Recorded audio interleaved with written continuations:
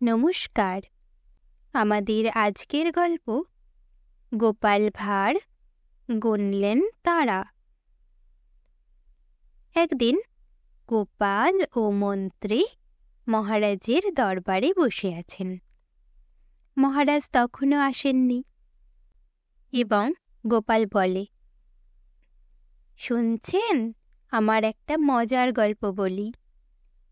তখন মন্ত্রী বলে, আমাকে একলা থাকতে দাও, সব সময় রসিকতা আমার ভালো লাগে না। ও তাহলে নবাব আবার আপনার পিছনে লেগেছে নাকি? কি হয়েছে বলুন তো?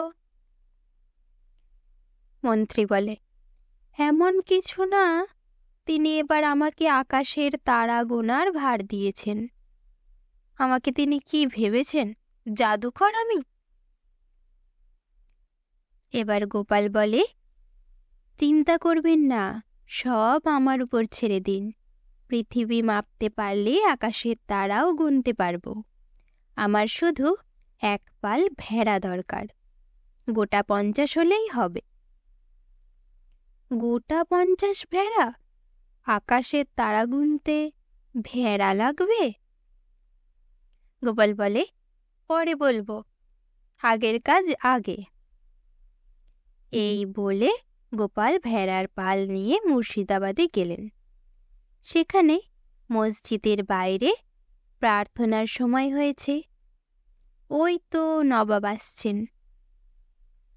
2154, 2155। লোকটা ওখানে কি করছে? 2156, 2100। এই দেখে মহারাজ তাকে জিজ্ঞাসা করে, এখানে কি হচ্ছে গোপাল? আবার প্রথম থেকে শুরু করতে হবে। তখন মহারাজ বলে, কি শুরু করবে? গোপাল বলে, ভেড়ার গায়ে কত লোম আছে তাই গুনছি হুজুর। তোমার মাথা খারাপ হয়েছে নাকি? ভেড়ার গায়ের লোম গুনছ? আকাশের তারা গোনার চেয়ে এমন কি শক্ত কাজ বলুন তো হুজুর? আকাশের তারা গোনা? ওহো, এবার বুঝতে পেরেছি। সত্যি এত কাজ পড়ে রয়েছে। আমি মহারাজকে বলে দেব, এখন তারা গুনতে হবে না। হুজুর, এত কষ্ট করে এসেছি, তা আমার পুরস্কারটা দেবেন না?